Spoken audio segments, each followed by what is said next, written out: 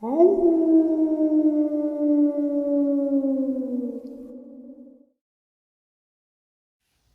and salutations. I hope everyone is doing well. Welcome to today's upload. Before we jump on into it, a couple quick links.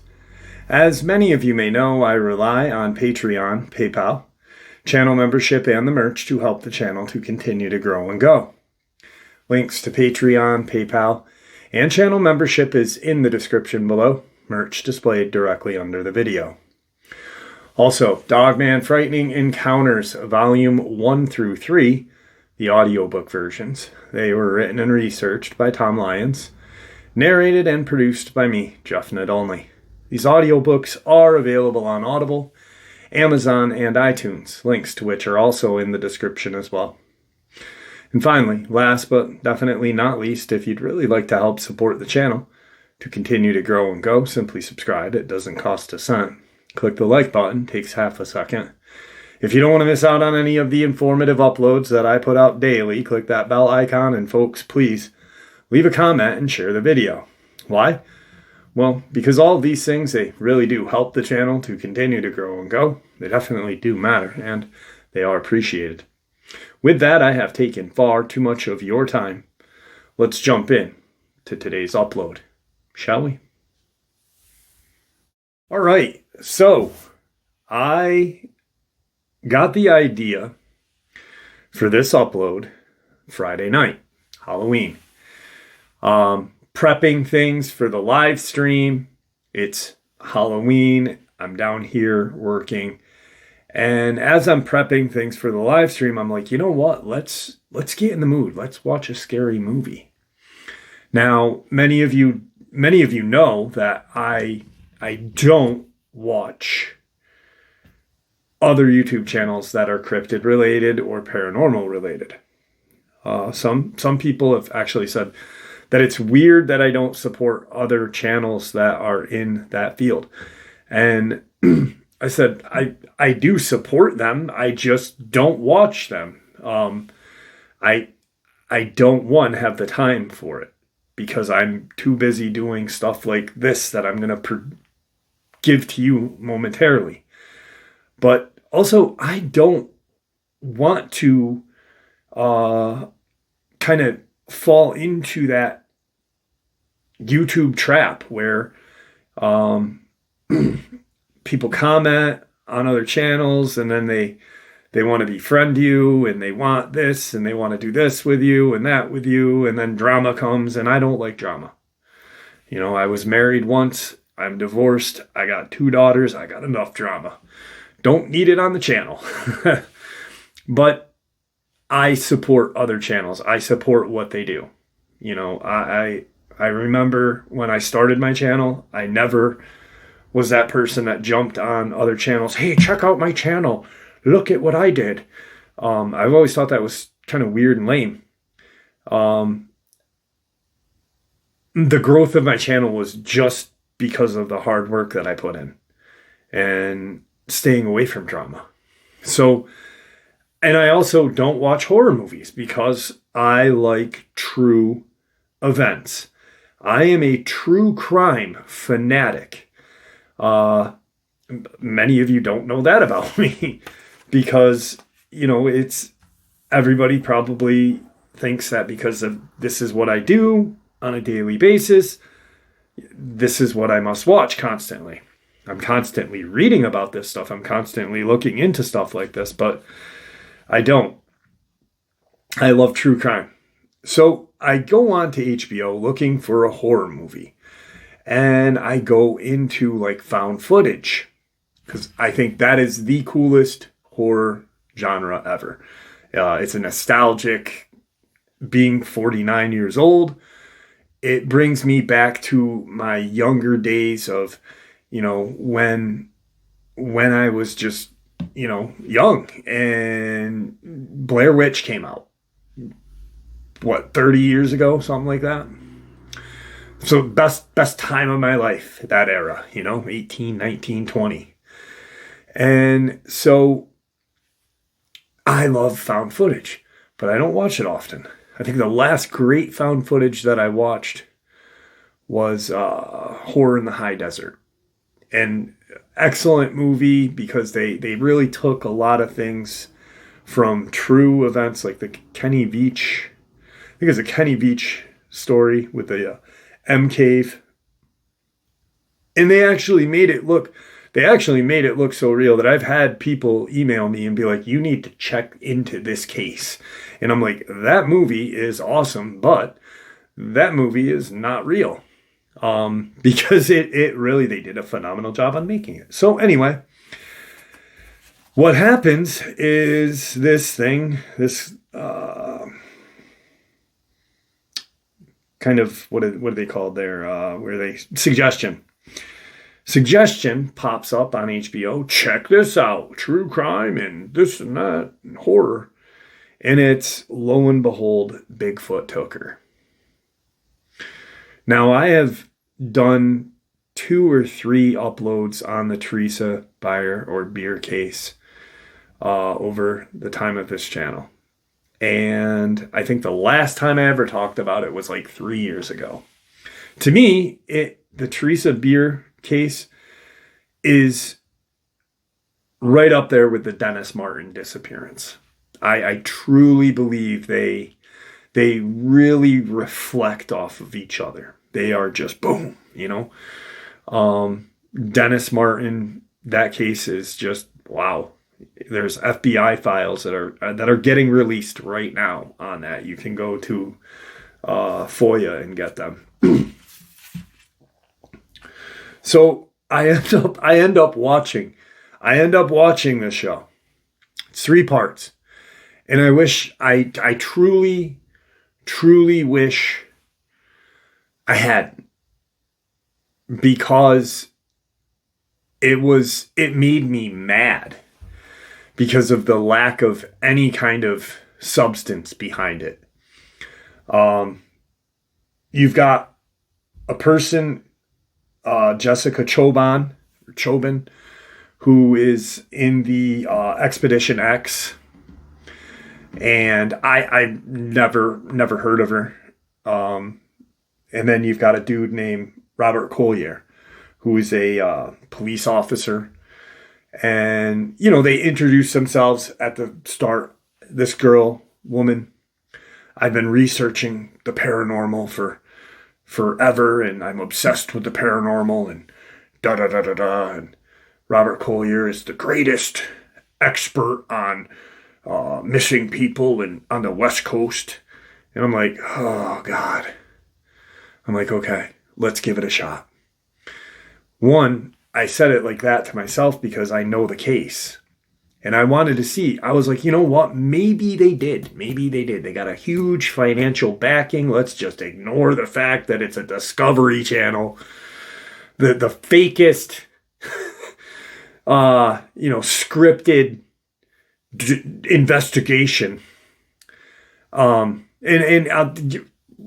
going to get into a deep dive on the case. I just want to kind of talk about why it pushed me to do this.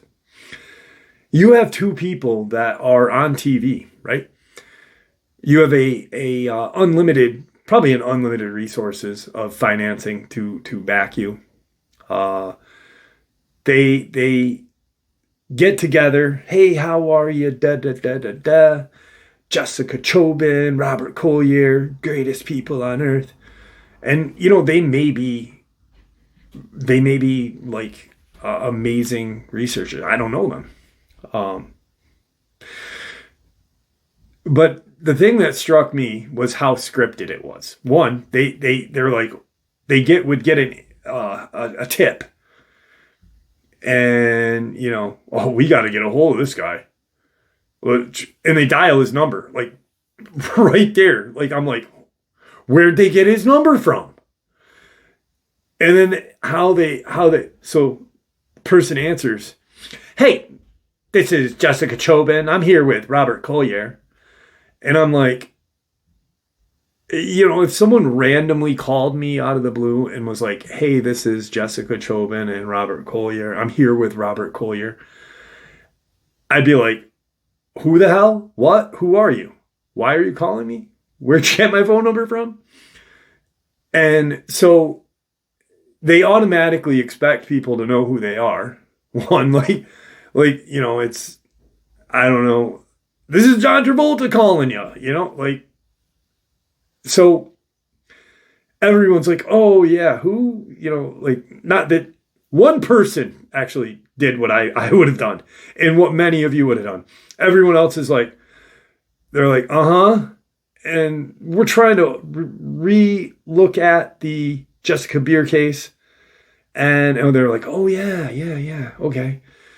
And one dude is just like, who the hell are you? And I'm like, that would be me right there. And that would be the majority of you. Because, you got two people, one person calling you and throwing their two names around like, whoa, big dog, who are you?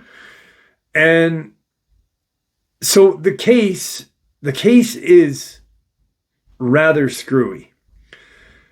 And there was some things that the majority of everything you can find online pretty much.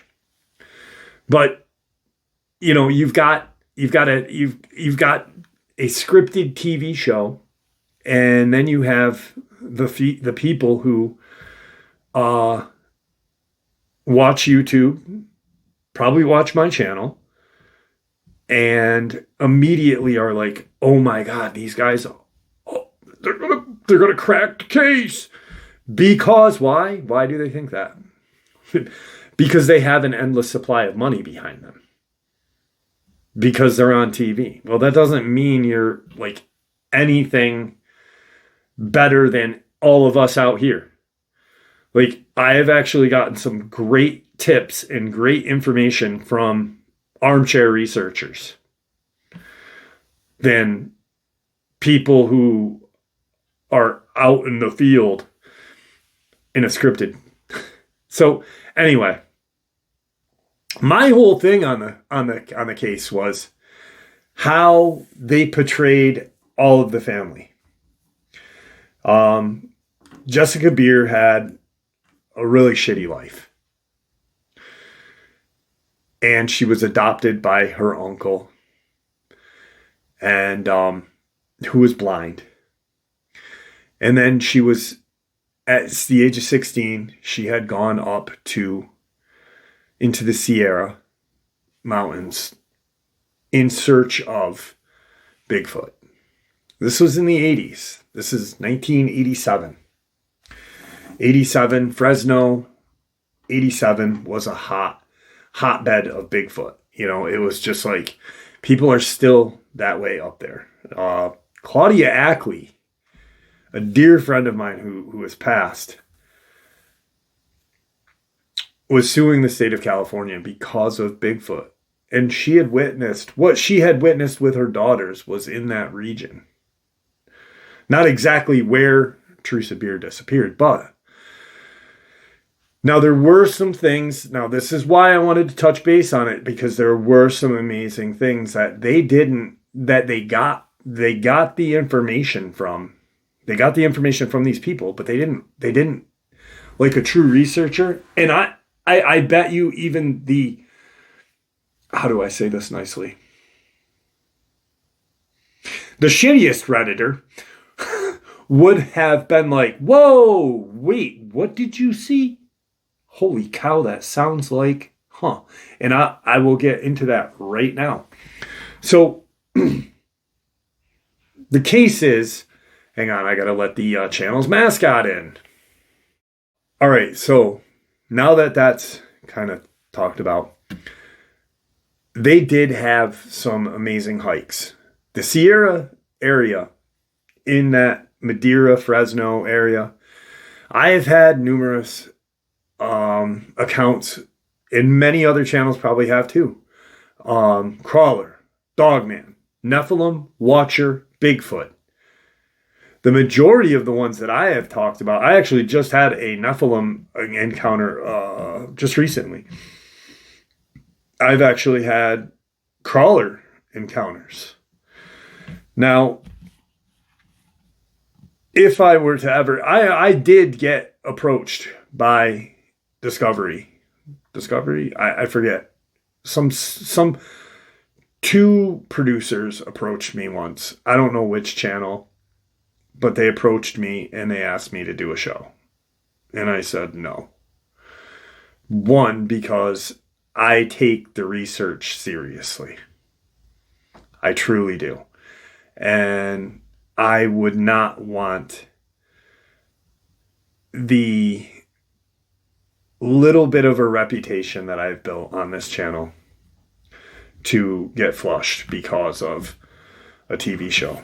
If I was going to do it, I would do it my way. Don't bite my leg, please. I would do it my way. And I would say, listen, if we're gonna do this show, I want to have everyone kind of be up front. Like, if we've got numbers, I want to be like, hey, Jimmy, the assistant, got this number. I want to play it like,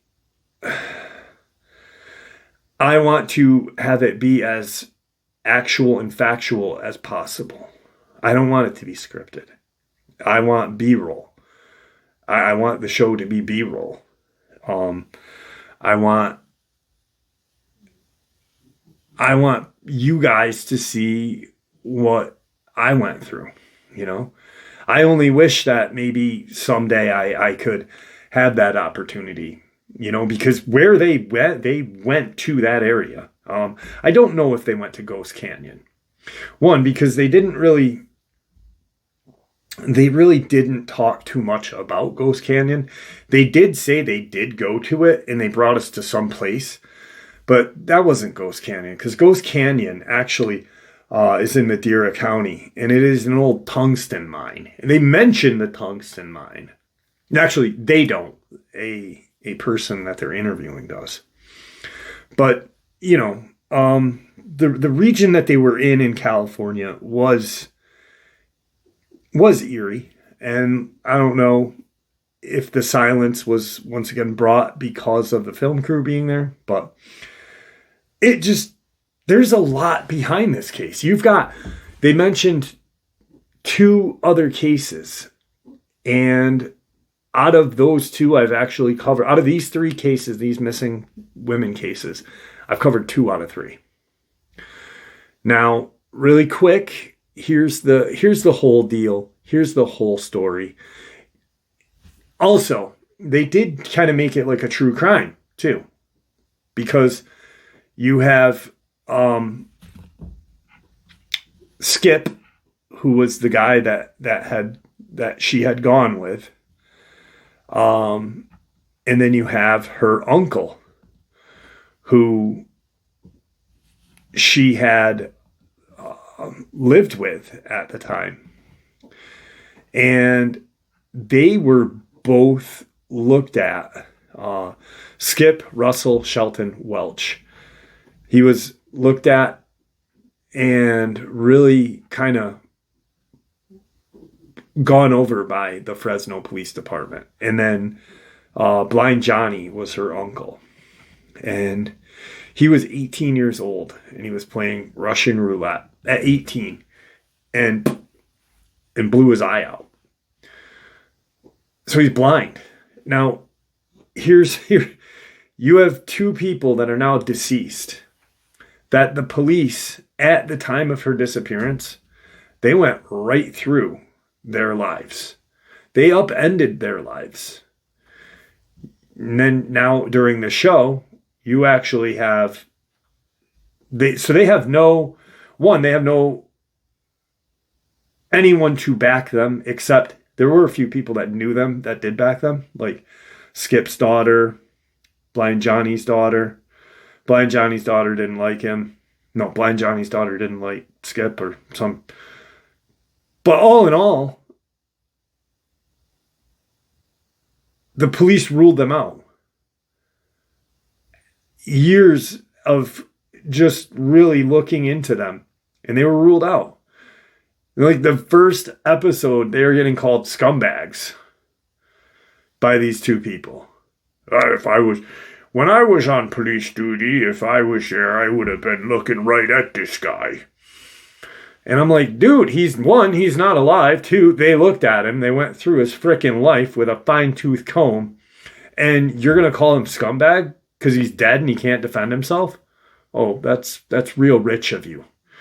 You know, it just, the real deal of the case, it's like that bullshit show, what the hell, Emerald Triangle. Remember that one? When they got us all excited. They literally had us excited about, they were capturing and could prove that these people, these missing people were killed by Bigfoot up in the Emerald Triangle. All in all, it was just a freaking grab for our attention. The show was terrible.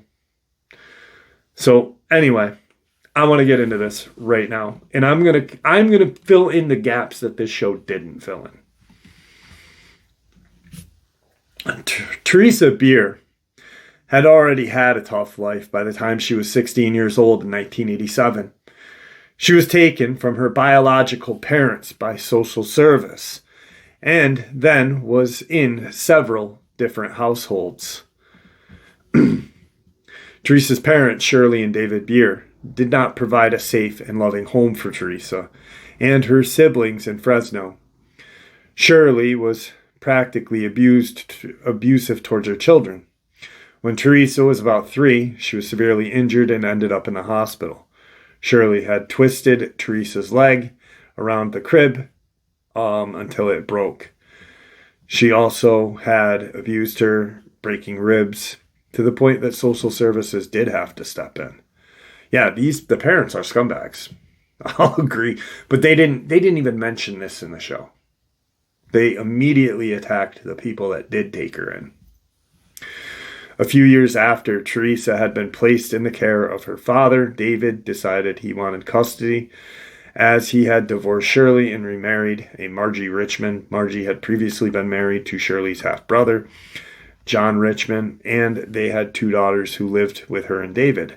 The father was granted custody and moved to SoCal as work as janitor, where Margie was reportedly abusive toward the daughters, and Teresa, allegedly Margie would lock the refrigerator, sit there, eat her lunch, and not feed the kids. Eventually, she did return to her great-grandmother's house.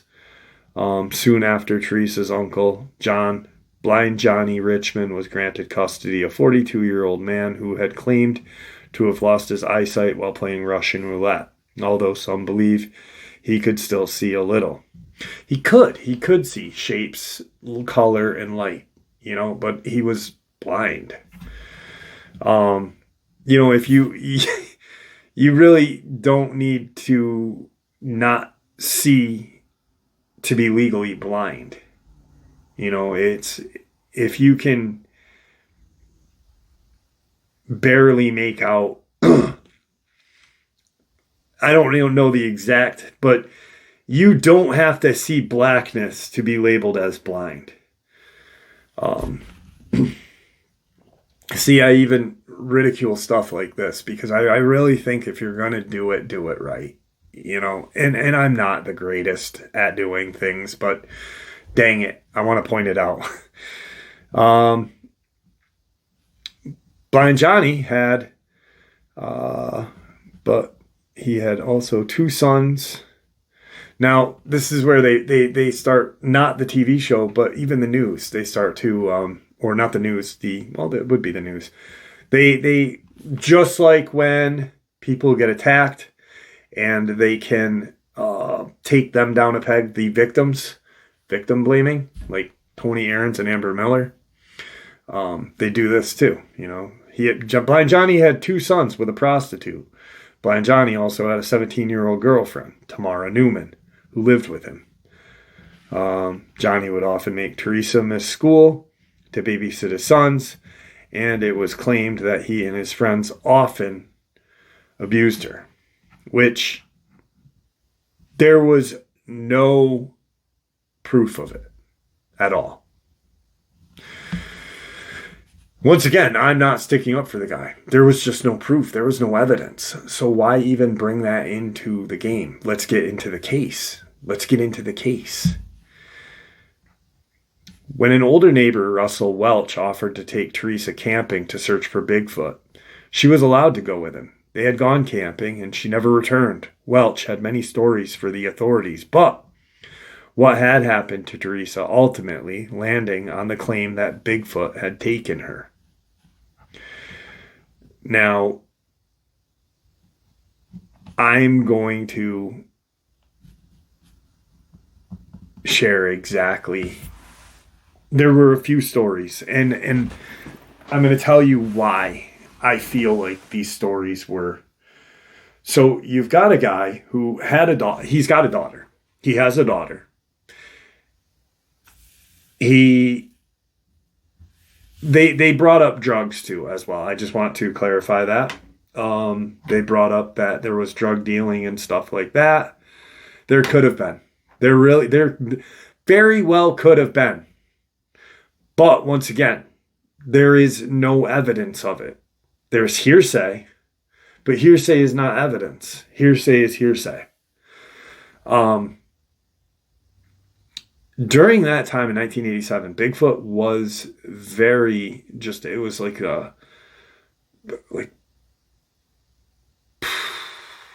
pop culture, pop trend. It was just trending. It was huge. Everybody, especially in Fresno, in Madeira, Northern Cali, just one, because Bigfoot roams those mountains, and two, because Bigfoot accounts are friggin' cool. So why wouldn't they be, But Blind Johnny brings her to a location called the Ghost Canyon. Now, it's not on any maps. It really isn't. But it is, because if you can type in Ghost Canyon and it won't bring you anywhere. It'll bring you to some random ass place, but it's not actually where he brought her. And he brought multiple other people. It was a tungsten mine, an old tungsten mine. And what we know about these creatures from having Steph, one of the most brilliant people I have ever met and had the honor to conversating with. Steph, he's an ex-private contractor. He and his other contractor friends would guard precious metal mines. Africa, Canada, United States, just different locations. And what was interesting around all of those mines were that there were cryptids near these mines, almost like they were attracted to it, which they are. For some reason, they are. You can speculate why. I don't know why. I just know it's true. They are. So throughout the years of going to these areas, he would bring different people. Now, here's something that I was thinking about while I was working on Saturday's live stream and watching the show, was the age gap. Well, he wasn't, and once again, there was a lot of insinuations brought up, but how anyone can make an insinuation on anyone. The fact of the matter is that it was looked at and looked into, and it was never proven. So why bring it up? The real skinny of the matter was, why was he hanging out with college age people and other people? Well, people Skip's age, and many people called Skip a decent dude. They were like, Skip was a great guy. Skip wouldn't hurt a fly. You got a lot of different sides of these people through this show. I don't know, because I didn't know him. I'm just going in the middle. My whole view of it is people would ask, well, why is he hanging out with college-aged people and younger? Well, here's the thing, is people his age were raising families. People his age had jobs, had careers, and didn't have a obsession with a cryptid. Didn't feel so connected to proving the existence of one of these creatures that they did not pursue a career. They, ever since they were younger, had just been kind of like a woodsy guy. And is there something wrong with that? No. Just as long as you're not a criminal, but he, once again, insinuations, but he really wasn't. From all of the, if he was, wouldn't the Fresno Police Department have him in prison? Yeah, they would. So that's the whole thing of why he wasn't, my view of it is he wasn't hanging out with people his own age because, one, there wasn't YouTube back there. There wasn't social media. So there wasn't like a connection like we all have now. Like, I literally have a connection with you guys. You guys can email me and be like, dude, check this out. I had a guy last night send me a picture. I'm like, send me the original, please, so I can check it out. We had a chuckle about it because he saw it on Facebook. He sends me the original and I'm like, dude, that's a statue. And he's like, at the same time, he emails me back, it's a sculpture. Sorry. And I'm like, no biggie. Like we have that now that they didn't have back then. So that's why he was fucking drawn to these people, because people his own age were doing career things and playing grown up, and I say playing grown up because age is just a factor. I'm 49 years old. Do I feel 49? Yeah, sometimes, body wise and ability wise, but mentally, no, I am still obsessed with the same shit I was when I was a kid. I love heavy metal, I love cryptids, and I love the paranormal. I love my kids and I take care of them, but I still love that stuff too. So it doesn't matter. Like, age is... And he would bring people. And here's the thing. People would have experiences with him while they were up there. They would see shit. All right? One lady that they interviewed on this show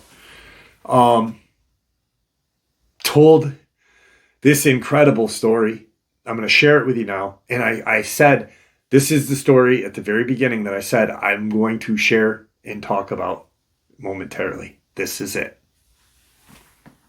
All right. So this is where I said in the beginning, if they were researchers, they would have caught this. And I guarantee before I even say anything at the end of this woman's story, many of you will catch it too. All right. So I didn't write the woman's name down. I probably should have, but watch the show. Check it out. And it's called Bigfoot Took Her on HBO. So they go up. She goes up to this location, and it's her and two of her college age friend males. And just strangely enough, once again, the researchers have to emphasize on the fact that, wasn't it weird going up there with a 40-year-old dude? And then she's like, yeah, I did kind of feel, it was like, play the role. Here's $1,000 for your freaking bullshit. But her story, her experience was incredible. So they go up, they start a fire. They're all sitting around the fire, and Skip looks out and he says, there's something watching us over there. Look, guys. And they all see it. They all see this kind of silhouette of something. Time goes by, boom. She sees it. What she sees is exactly how she describes it, is it was a pale white, almost translucent humanoid creature, not hairy, pale white creature, long arms, long legs, demonic looking face. And it was terrifying. Somewhere during, it's kind of a mix. It's kind of a weird, because at one point she says, I got in my sleeping bag because I was scared. And then the next point they say something else. But so she sees this creature, and I guess supposedly she had jumped in her sleeping bag, but then she's told by her friends, the college guys, that this creature, this demonic creature, had jumped into her or whatnot, and or scared her so bad or whatever, and she was running into the woods towards this like cliff. I don't think that what it did was it jumped into her. I think what she saw was a crawler, right? I mean, how many people, the second I was saying the description of it, were thinking crawler. She sees a crawler. It scares the shit out of her. She takes off running because it's going to be scary. It's a crawler. Like, I hope I never see one of those things ever. I've known a few people that have. I've talked to Robert Jr., and his description of those creatures is absolutely horrifying. I would much rather have the experience that I had where Tom Messick disappeared and have to run down that mountain at Mach speed than witness a crawler. So, lo and behold, she's fine. But she had that experience. That's not a Bigfoot. That is the furthest thing from a Bigfoot. These things are like demonic, alien, genetic mutations. They are demons.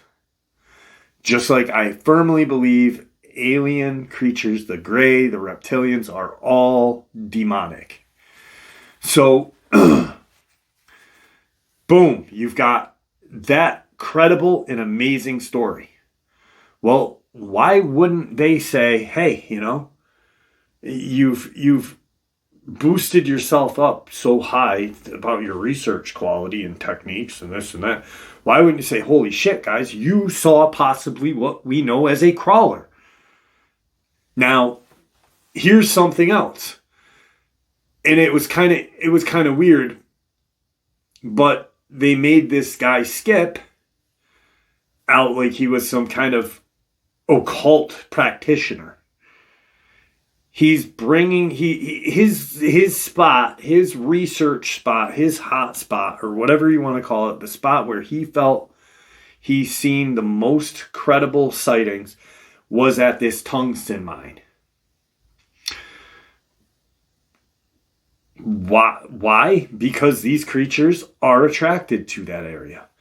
One, you have Bigfoot sightings there. You have now a crawler sighting there. Now, supposedly, this is some sort of occult, satanic ritual, whatever.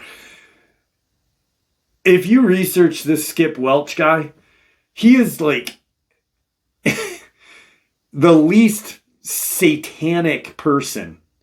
He's got like a bear claw necklace. He's like into the Native American kind of way of life. And the people that interviewed him, or the people that were interviewed about him, that knew him firsthand, literally said that. Like, and also one of the guys that were interviewed and were talking about this tungsten mine, the one that said old tungsten mine, I was like, oh my God. The one thing that came out, it wasn't the show that said it. It was someone they interviewed. Had stated that all that surrounding area is like a Native American burial site. There are petroglyphs, there are hieroglyphs, there are this, there is that. Yes. So, 1987, before any kind of real American archaeology into Native American culture, before the internet, before we had access to what we have now, Some college age person that has no interest and no knowledge on Native American burial sites sees some strange drawings, sees, stick figures with this and that of people, and then them hunting something large and scary, which is probably a bear or a freaking elk. But how it's depicted, oh my God, it's satanic. That really, during the satanic panic, that shit was legit happening. And I wasn't around, I was young. I remember hearing about satanic panic, but I don't remember the details. But many of you may have lived through that and know exactly what I'm saying is true. Because, everybody and anybody who didn't fit the norm of that time was a Satanist. So, so there you go on that. There are a lot of weird things, like Blind Johnny said to the police that she was at school and that she had not been with Skip, and then come to find out. And then why didn't Skip, when she got abducted, immediately go to the police? That was something that was brought up, And why did he go right to his mom's house? Well, here's where I put myself in his shoes.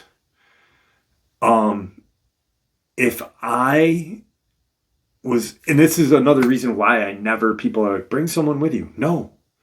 Because why? Because I don't want to be responsible for that person. That's the exact reason why I don't. Because bad shit does happen sometimes. And if anything like that happened to someone that I was with and responsible for bringing them there, yes, they're responsible for themselves. But, I wouldn't bring a 16-year-old girl with me in the woods. That's fucking weird. But, gist of the matter is, supposedly, he had brought her with her to calm her down and to talk to her, and that he was helping get out of that the location of Blind Johnny, and he was going to introduce her to a few people that he knew that could get her away from the predicament that she was in, because supposedly Blind Johnny was selling meth, and he introduced her to a few people who, kind of like the Underground Railroad, here, let me help you get out of this bad location, and point A to point B. It happens nowadays. I don't know what it's called, but if a woman is abused and she's got an abusive spouse, and there are people that help people get out of those predicaments, and they are never seen. A perfect example is in True Detective. If you've ever watched True Detective season 1, at the end you realize that the girl is still alive and well and has a family of her own. So, that could have happened. That very well could have happened. He could have said, this is what I'm going to say. And don't worry about it. Just go and live your life. His daughter had, not Blind Johnny's daughter, but Skip. His daughter had talked to Teresa that day. And she said, your dad's helping me get out of a predicament that I'm in. They were supposedly drug mules, the Teresa and her friends and other younger people, for Blind Johnny. Once again, I don't know this. We don't know this. There was a police investigation. None of this came out. I'm sure it was looked into. But let's just say that would be a perfect reason why no one has ever seen her. Is if that really did happen. Like, it went down like that, right? Or she did get taken by Bigfoot, by a crawler, by something else. So the question is asked, like,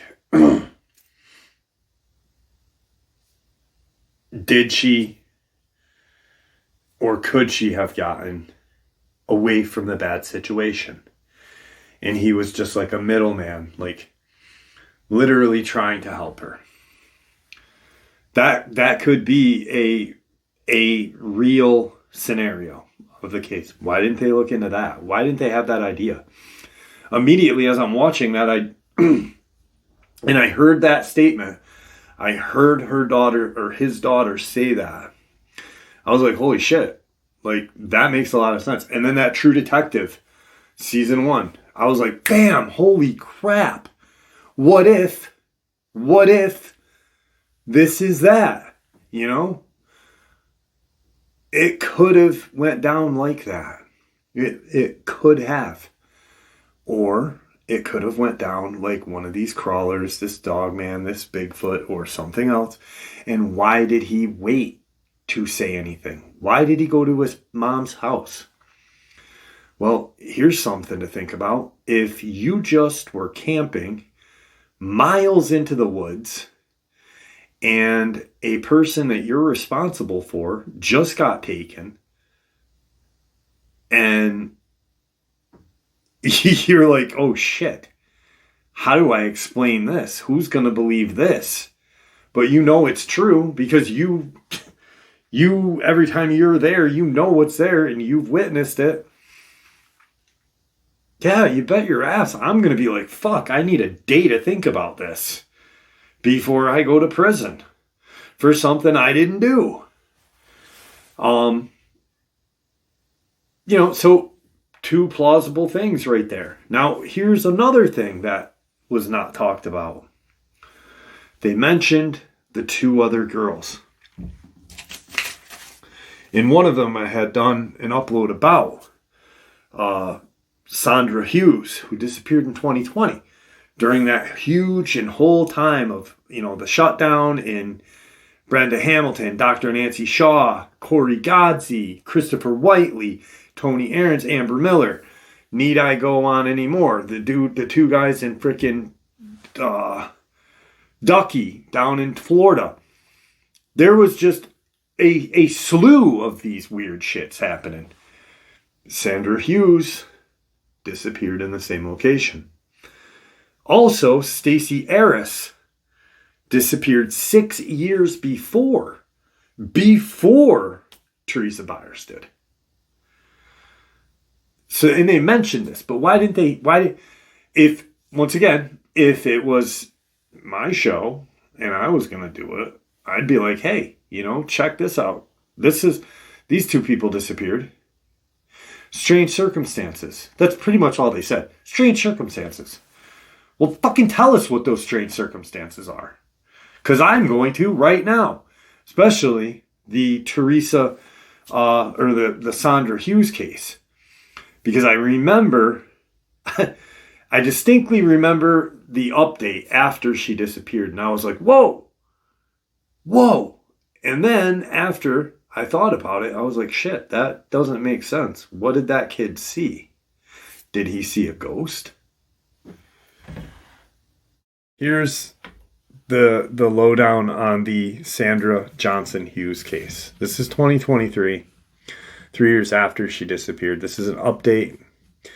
Madera County, California.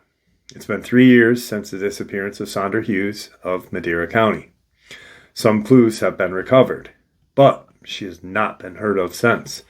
Till this day, Madera County Sheriff's Office says they continue to carry out their searches.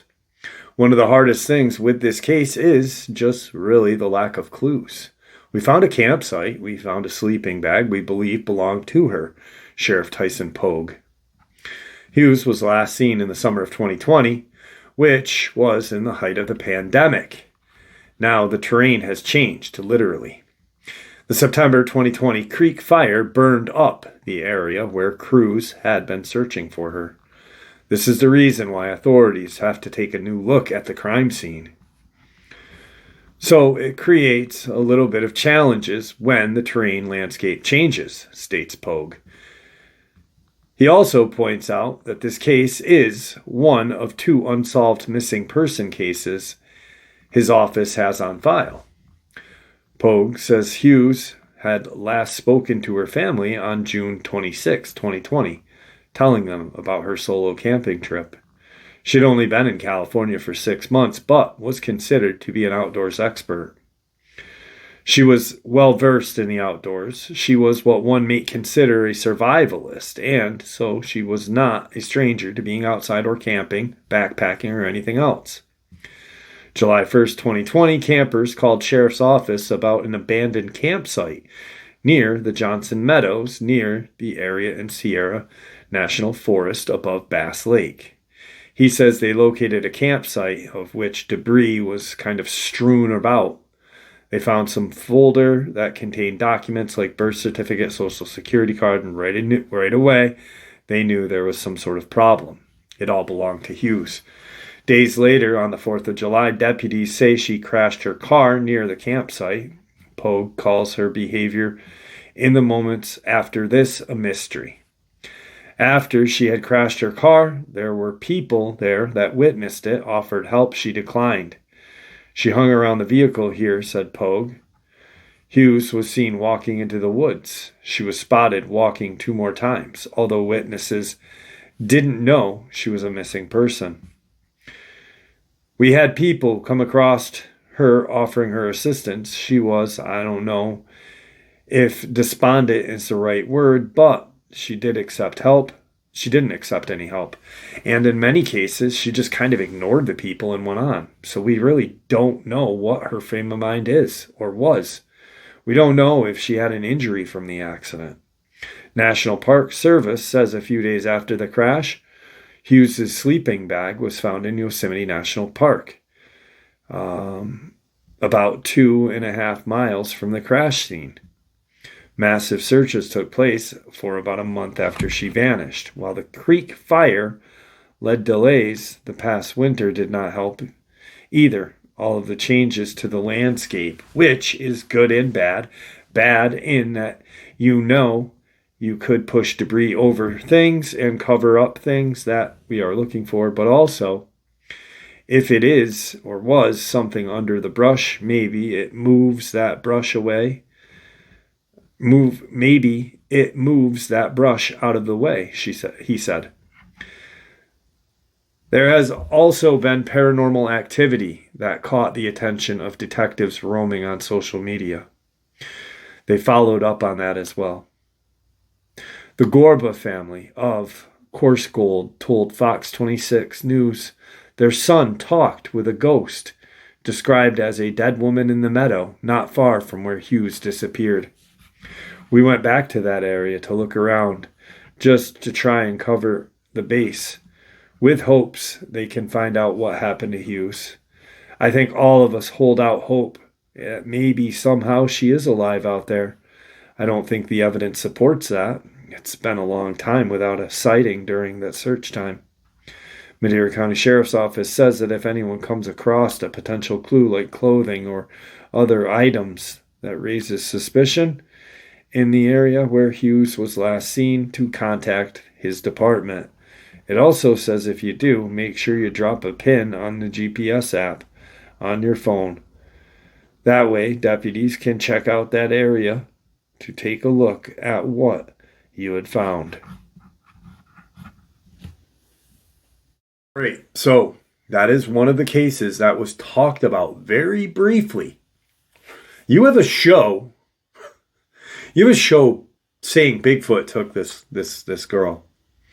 You are like looking into it. Why wouldn't, if it was my show, I would have been like, guys, I know Discovery is paying for this, right? Check this out, Discovery.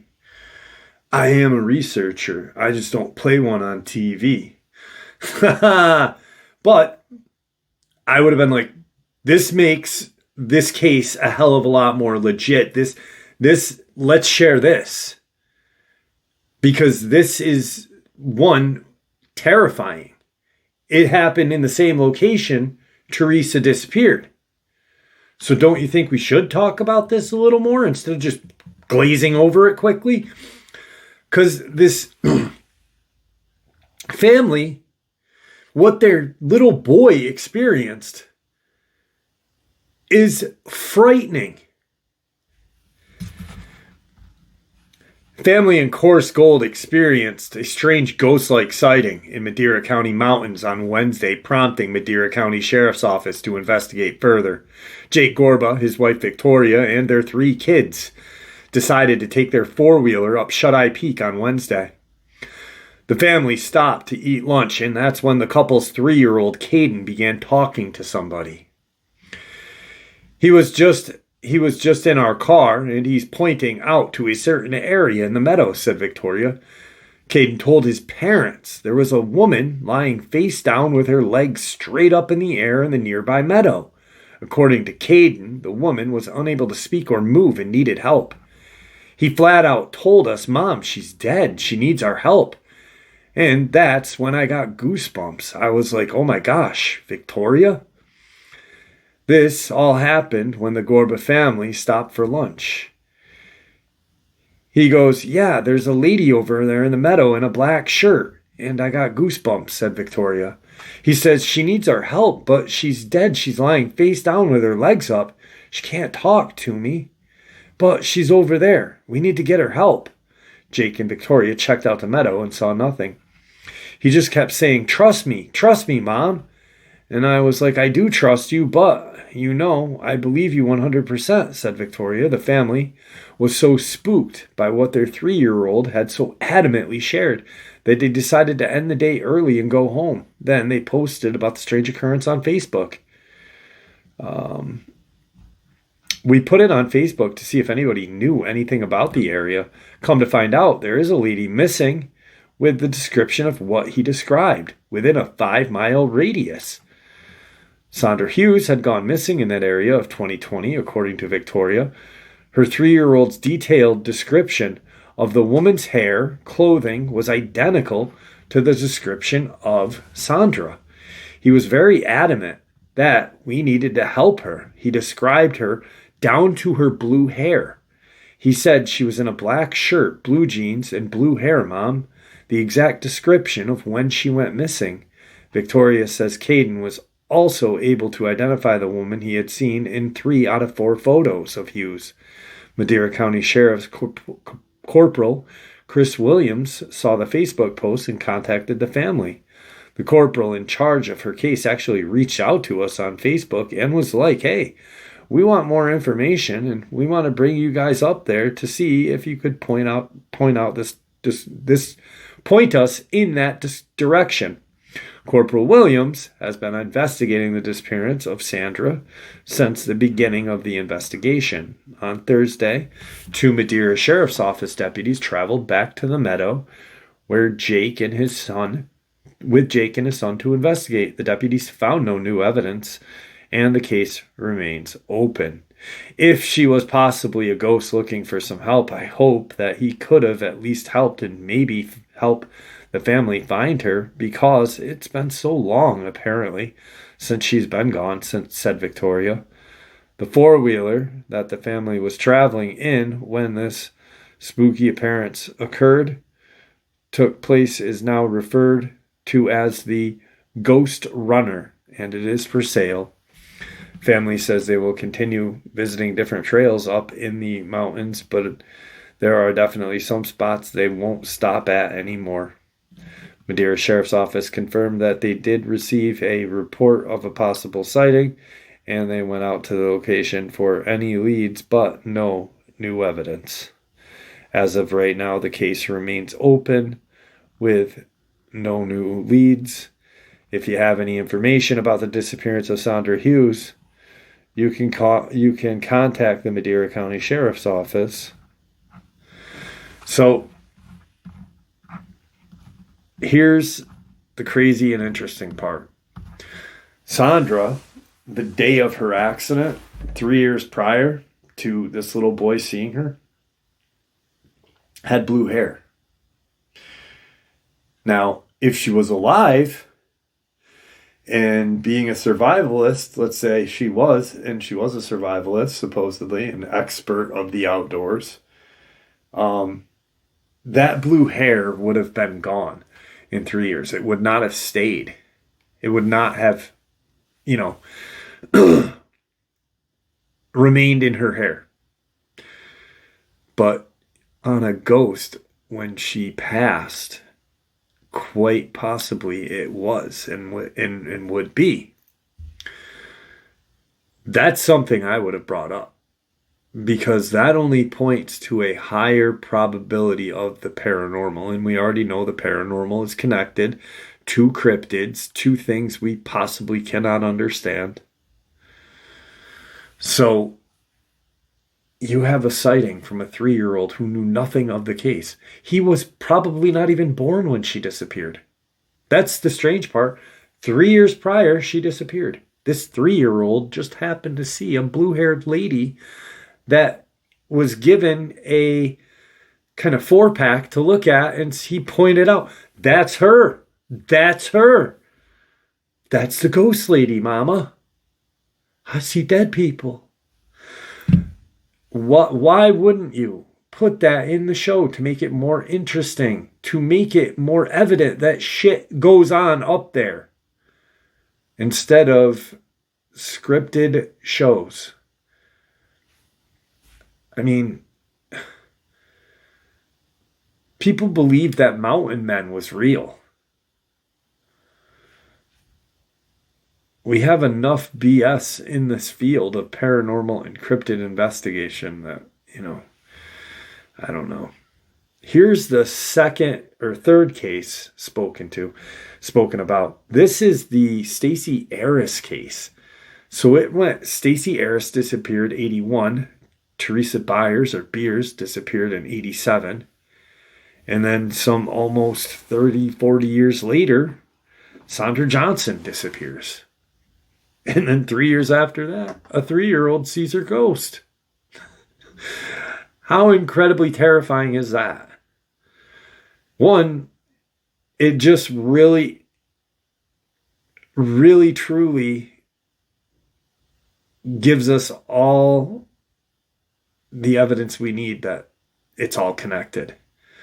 Skinwalker at the Pentagon already did that for us. But now this case only leads us a little bit further. I don't know if you guys would have done how I would have done it, but I'm assuming many of you would have, because it fits. It's like putting a puzzle together for TV show and missing 16 pieces, yet saying you're the expert puzzle man. So here is the Stacey Arris case. July 1981, 14-year-old Stacey Arris went on a 4-day group horse riding trip with her father George to Yosemite National Park in California. Stacey and the rest of the group stopped for an overnight stop in Sunrise Meadow area of the park. At some point in the late afternoon, Stacey decided to go for a short hike without her father to take some pictures of nearby lakes. She was never seen again. Stacey's disappearance is a baffling case because after a huge search in a relatively defined area, only a lens cap was found. No evidence of her skeletal remains, clothing, or camera after decades have passed has turned up. Given the scale of the NPS case file that remains under wraps, was it simply that she went off trail, got lost in the woods? The area around the Sunrise High Sierra Camp in Sunrise Lakes is rugged, with granite boulders everywhere, and it can be treacherous if you hike off trail to take pictures. Was criminal activity or something supernatural involved? Many questions remain about this disappearance. George and Stacey had planned a 4-day horse riding trip in Yosemite area for some time. It was not unusual for the family to go hiking in the national parks. And after some personal troubles for Stacy, it may have been an opportunity for her dad and daughter to perhaps fix the strained relationship. They traveled to Yosemite on July 17th, 1981 to meet up with the other horse riders in the Tuolumne Meadows. Together with the group lead, Chris Grimes, the group size is uncertain, with the reports between 7 to 20 people. From there, they rode about 4 miles to the Upper Cathedral Lakes area using the John Muir Trail and stopped for some food at around 3 p.m. After riding for a few more miles, they stopped at some Sunrise High Sierra Camp cabins around 3 miles southwest of Tanya Lake and 1.5 miles from the Sunrise Lake. The group decided to freshen up after the ride, having planned to stay the night. Sunrise Camp is about 9,400 feet above sea level, and the last one on the 50-mile high Sierra Camp Loop. 9 cabins provide beds for 34 guests, and they are set against a lovely alpine meadow facing Mount Florence and Mount Clark. This is her disappearance. Stacy cleaned up, showered, and changed clothes. Stacy told her dad that she was going to go for a walk towards Sunrise Lake to take some photos with her Olympus camera. She was keen to stretch her legs after the horse ride, as she had spent most of the day in the saddle. An older member of the group, Gerald Stewart, 70 to 77, was sitting on a boulder about 100 feet away from the cabins, and Stacy thought it might be an idea to go for a walk with him. The relationship with Gerald is unclear, but it is likely that they had just met. However, he was also a Saratoga resident, so perhaps they knew each other before the horse riding trip. She asked her dad if he wanted to go with her, but he said he'd pass. Last conversation with him relayed to her footwear, where he advised her to change her flip-flops to hiking boots. She agreed that'd be a good idea. She was wearing an off-white pullover windbreaker, white jersey blouse, leggings, and gray hiking boots. She also had metal braces on her teeth. Everyone saw her walk over the boulder with Gerald and take some pictures. Subsequently, she told him she was keen to go to the nearby lake for some more shots, and he offered to accompany her. This is either a few hundred yards to the flooded lower Long Meadow or a longer walk to Sunrise Lakes, 1.5 miles, the exact destination unclear, which is at least 40 minutes from camp. After a little while down the hill, 20 minutes after they had set off, the elderly man felt tired and had to sit and get his breath. This was not surprising after a long day of horseback riding with an altitude of 9,000 feet. Chris Grimes, back at camp, was tending to the horses in a corral and happened to see Stacy taking pictures, and he watched her as she went a little further down the hill before the trees obscured her, and he lost sight of her. This was the last time she was ever seen. So, after a while, when Stacy didn't return, Gerald got concerned. He continued for a while in the direction she had gone, expecting to find her quickly, but she was nowhere to be seen, so he returned to the cabin and gathered the group for a search. The horse riding group had no luck and reported her missing to the park rangers. Gerald told park officials that he had spoken to the group of people coming from the direction that Stacy had taken, but they had not seen her, and that was very concerning. Either she had gone off trail to take pictures or something else had happened. A very large search involving 150 people, including 67 Mountain Rescue Association volunteers representing most of the region. Sniffer dogs were deployed over 10 days starting July 18th, concentrating on a 5 to 3 square mile area. around the lake. The helicopters were also used to search, with the park's contract helicopter in the air for over 40 hours, but these operations were scaled back July 20th, when it is believed that the area had been well covered from the air. Ground search began to reduce from the July 22nd, and the officials finally ended after a week on July 26th of 1981. Despite the efforts of the SAR teams, with over 8,000 man-hours and a cost of $100,000 back in 81, we're talking a lot of money compared to nowadays. $100,000 is a lot of money now, but in 1981, what is that? Close to $500,000, I'd say.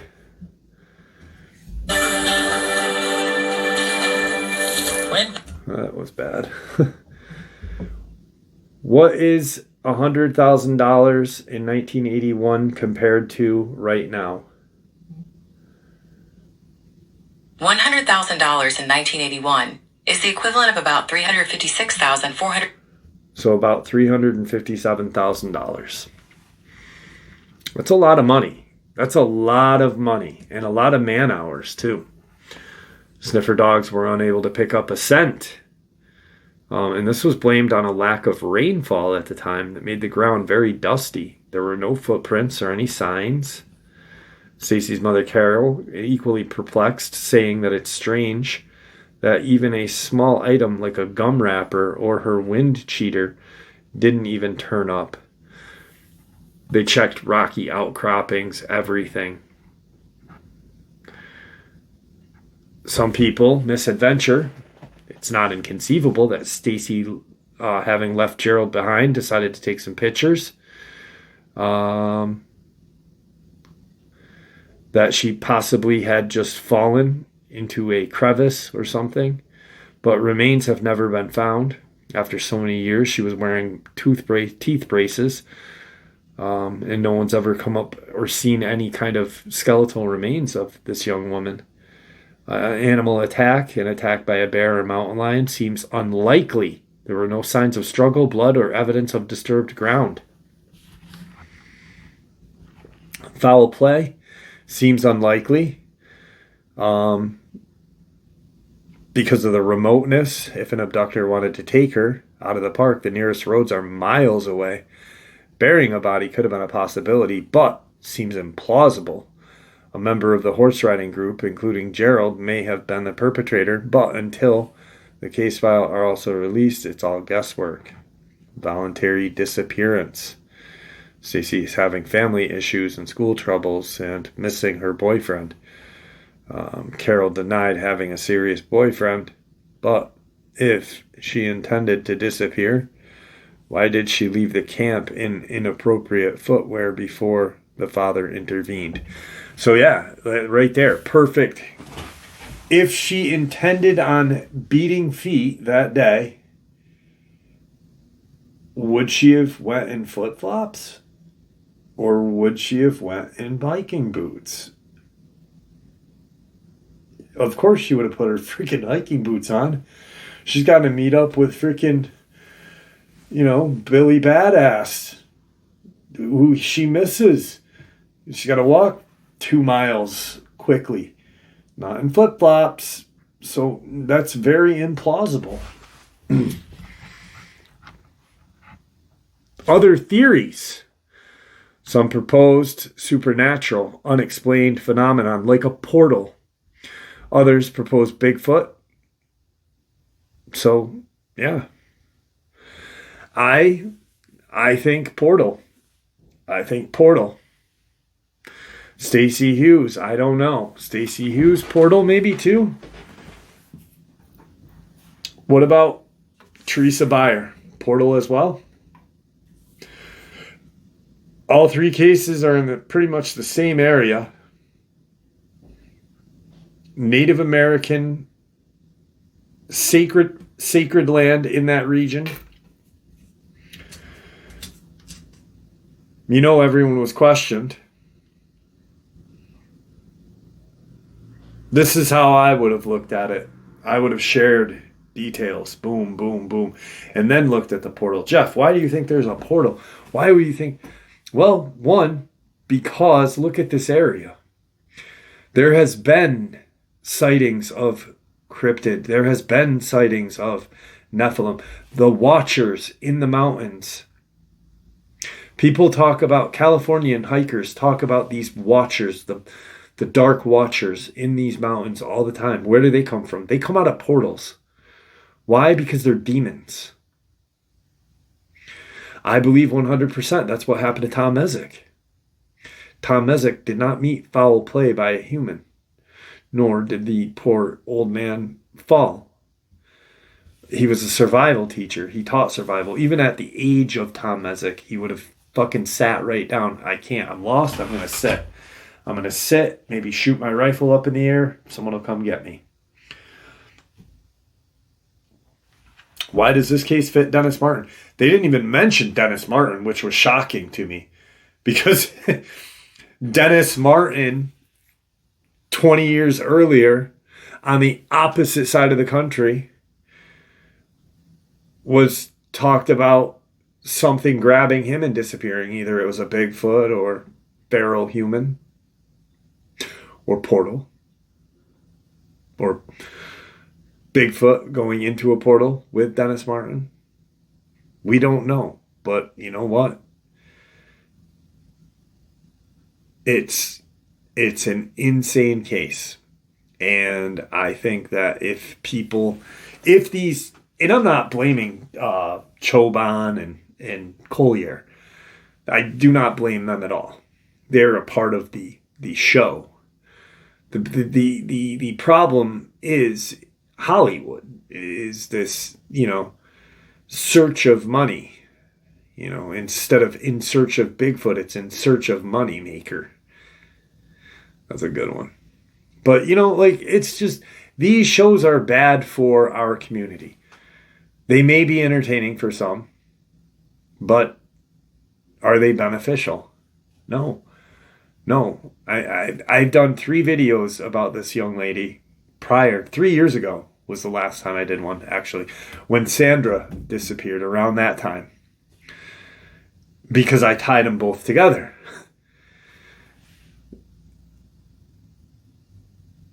I just, is this show Bigfoot took her a hoax or a joke? You decide.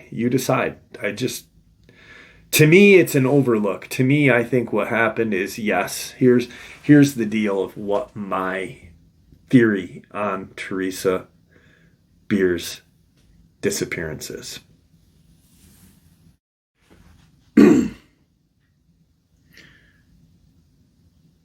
It's a strange day in 1987. And, well, it's June 1st, 1987. Warm day. And Teresa and Skip are going up to look for Bigfoot. We've already heard about the location, the mine there, the tungsten mine. We've already known that there's been demonic-like creatures, crawler-like creatures spotted in the area, just from the show. From my channel and other people's channels and other research, we know there's Bigfoot, Dogman, Nephilim, Watchers, crawlers. Supposedly there's a satanic kind of sacrificial, via the show, satanic sacrificial area, Native American burial ground.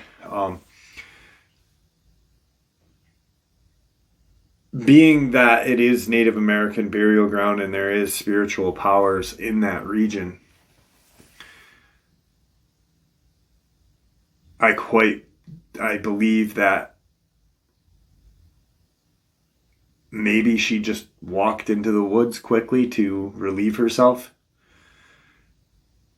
and disappeared. Walked into a portal.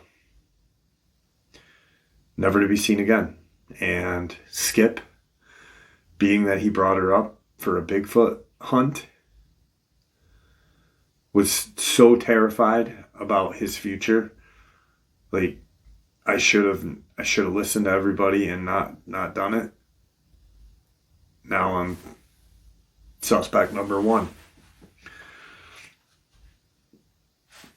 I really think that because of all the factors, the contributing factors, she walked into a portal. She walked into the woods and walked into something she didn't see. Just like Tom Ezek, I truly believe that Mr. Mezek was sitting by a tree waiting for the deers to get pushed into him. Hunt day is over. He gets up, gets his gear on, and starts walking out, and gone. You know what's even more strange and more interesting? In a lot of these disappearances, these black kind of figures are seen. These black watchers. What do you think about the woman that saw in Brant Lake, the woman that I interviewed? Where she talks about her family going up to Lily Pond Trail. She's got her 2 kids, her dog, her husband, and she sees this man floating above the ground, inches above the ground, and goes right into the woods. That's a demon. That's a black watcher. That's terrifying. And where do they come from? Portals. And where do they go? Hell? Another dimension? Someplace I hope none of us ever find out. And with that, my friends, that is today's upload. I really hope you guys enjoyed this as much as I enjoyed sharing it with you. I'd like to thank you all for supporting the channel. It is, after all, your support that helps this channel to continue to grow and go, and what gives us all a place and a chance to share our experiences and theories judgment-free. Everyone is simply treated with the respect that we deserve. With that being said, please stay safe, happy, healthy, and ever vigilant, keeping an eye on our children, our pets, family, and our friends. These creatures are real. These events have happened. Share this information with those you love and care about, and it may just help save their lives someday. Until next time, never stop asking questions, never stop searching for the truth. God bless you all.